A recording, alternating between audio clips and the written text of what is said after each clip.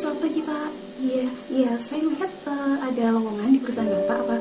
Oh, nggak ada ya, udah terisi ya. Oh iya, makasih. Iya Pak, iya sama-sama. Iya, Pak.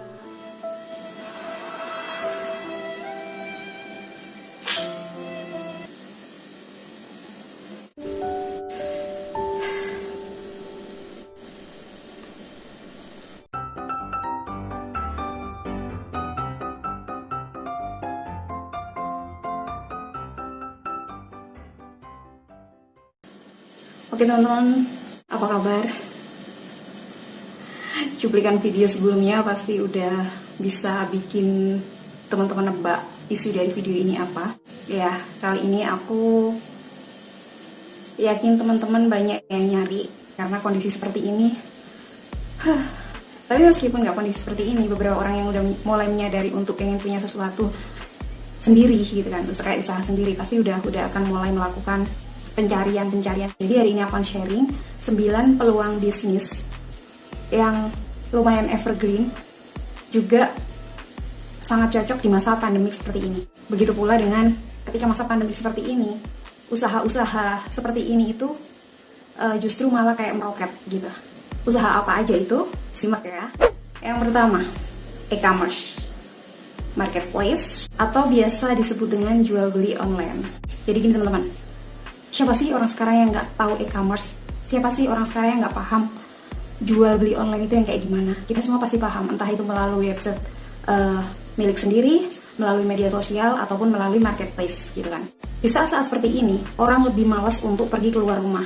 Bahkan tidak di saat seperti ini pun, beberapa orang memilih untuk berbelanja via online karena tinggal pencet, barang udah bisa dikirim. Kan seperti itu. E-commerce, marketplace, atau jual beli online itu yang kayak gimana? Ini ada beberapa contohnya seperti ada Shopee, Lazada, OLX, Tokopedia, Elevania, Bukalapak, dan Amazon. Teman-teman bisa cari juga lebih detailnya. Yang kedua, apakah itu? Yakni digital payment. Apa sih digital payment? Pasti teman-teman bingung kan? Digital payment itu semacam dompet tapi nggak pakai uang cash. Gimana ya jelasinnya? Jadi kayak semacam uang itu selalu ada dalam genggaman. Kalau di beberapa negara lain bahkan smartwatch kayak gitu itu bisa untuk bayar kayak bus kayak gitu-gitu. Nah, sekarang ini yang tren itu juga digital payment. Kenapa digital payment? Hampir beberapa marketplace terus jasa-jasa lainnya itu menyediakan pembayaran non tunai. Jadi yang dimaksud digital payment ini adalah pembayaran non tunai di mana kita harus top up dulu, ngisi saldo dulu. Ketika kita punya saldo, kita baru bisa menggunakannya untuk transaksi. Nah, ini lagi marak banget. Contohnya seperti apa sih? Ada OVO, ada GoPay, ada Dana, Paytm, PayPal, ataupun ShopeePay. Bahkan Shopee pun sekarang menggunakan kayak ShopeePay gitu. Jadi rata-rata mereka udah mulai menambahkan fitur sistem pembayaran bisa melalui digital payment tersebut. Biasanya anak SMA, anak SMP pengen beli barang dia butuhkan gitu, dia beli sendiri di marketplace dengan uang tabungannya, itu bisa menggunakan digital payment tersebut dengan cara beli di minimarket untuk top up. Yang ketiga, yang namanya e-commerce tidak bisa untuk terpisah dengan yang namanya logistik, courier, or expedition. Jadi untuk jasa-jasa pengiriman nggak berhubungan dengan e-commerce. Kalau e-commerce makin rame, kalau marketplace makin rame, jualan online makin rame, otomatis pengiriman pun makin rame. Jadi logistik untuk di masa-masa kayak pandemi kayak gini itu benar-benar bisa dibilang overload. Untuk jasa logistik sendiri yang ada di Indonesia, ada JNE, ada JNT, ada Tiki, ada Pos, ada Pandu Logistik, dan ada Wahana. Rata-rata teman-teman biasanya pakai apa? Ayo ngaku, yang biasa jualan online ataupun yang biasa belanja online. Kemudian yang keempat, remote working. Apa sih remote working itu? Jadi remote working itu adalah pekerjaan yang tidak dilakukan di kantor.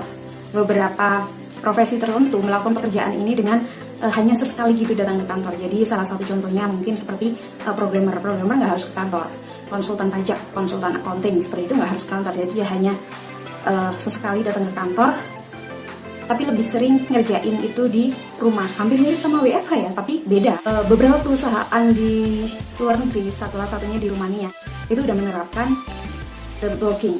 Salah satu majalah Cosmo, gue sebutnya ya, aku jadi nyebut mereknya. Jadi majalah Cosmo ini ternyata di awal-awal mungkin ada rasa ragu gitu, bisa nggak kira-kira pekerjaan ini dikerjakan dengan sistem remote working itu tadi. Sementara editor ini khawatir, maksudnya beberapa tulisan dia atau apapun itu kan sometimes butuh buru-buru untuk diedit, apakah bisa gitu. Ternyata setelah dijalani beberapa waktu dan beberapa karyawan merasa happy dengan sistem yang seperti itu, mereka kerjanya itu kalau nggak salah cuma 2 minggu di kantor, sisanya dibebaskan ke kantor gitu.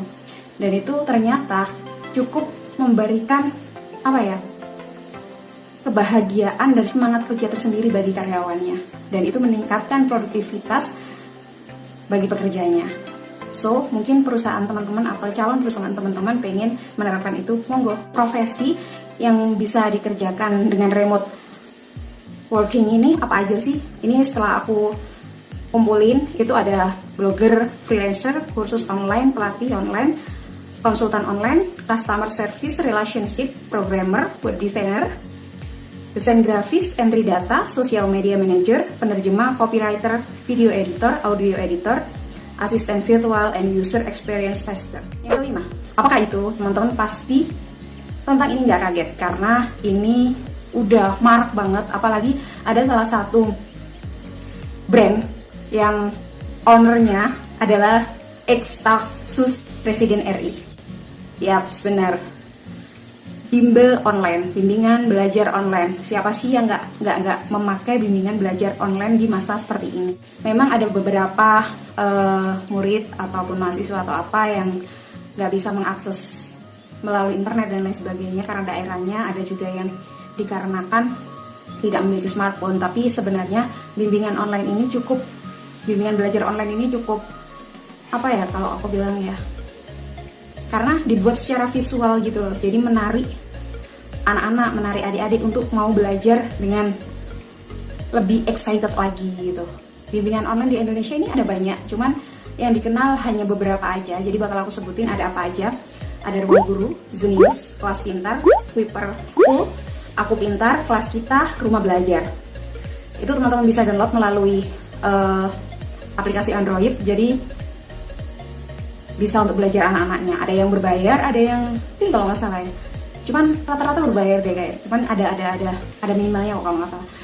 Kalau menurutku ini lebih bagus sih ya. Jadi kan bisa diulang-ulang lagi, lebih efisien lah kalau aku bilang. Terus untuk guru-guru yang punya profesi guru gini kan, di masa kayak gini itu kan profesi guru itu udah gajinya nggak gede gitu kan. Terus di masa kayak gini itu ya pasti makin sulit lah intinya ya. Tapi dengan adanya bimbel online kayak gini, itu mengasah kreativitas para guru untuk mau nggak berpartisipasi di situ gitu. Salah satu contohnya mungkin menjadi content creator untuk salah satu perusahaan bimbingan online tersebut, buat soalnya atau lain sebagainya, kemudian diajukan ke perusahaan tersebut. Top kan? Nggak usah khawatir, zaman digital kok. Kemudian peluang usaha apalagi yang sedang rame dan insya Allah evergreen, workshop or training online seperti webinar, Juska Talks, atau dibuat kayak semacam event-event online gitu, ya kan? Kayak salah satu contohnya mungkin kemarin ada konser amal online kayak gitu, terus kegiatan sosial online kayak gitu. Event penyedia layanan event seperti itu sekarang sedang marak-maraknya. Salah satu contoh kemarin itu yang viral itu kan ada acara pernikahan, backgroundnya dibuat hijau semua biar nanti bisa pakai proses editing kayak gitu, jadi seolah-olah kayak ada pelaminannya dan sedang melayani tamu kayak gitu. Itu juga bisa jadi ide bisnis yang keren untuk masa saat ini pun menuju masa depan, jadi lebih kreatif. Kemudian yang ketujuh, ya paling bener-bener gak bisa dilewatin banyak orang, yakni provider telekomunikasi. Siapa sih yang gak butuh internet untuk saat seperti ini? Di masa karantina, di masa kita harus di rumah aja, di masa kita gak bisa kemana-mana, di masa kita harus menyelamatkan diri kita, itu kayak gak mungkin orang gak butuh yang namanya provider. Orang aku aja gara-gara pandemik di rumah aja kan gak pakai wifi. Kalau Kalau di kantor kan biasanya pakai wifi gitu kan, itu aja sebulan bisa habis 1,5 bulan 300.000. Gak bener ini ya, benar. Jadi habis gak bener kok bener sih. Jadi penyedia jasa layanan telekomunikasi kayak gitu, provider telekomunikasi kayak gitu itu benar-benar lagi sulit gitu, karena kita semua butuh gitu. Apa kita bikin aja ya yang baru apa?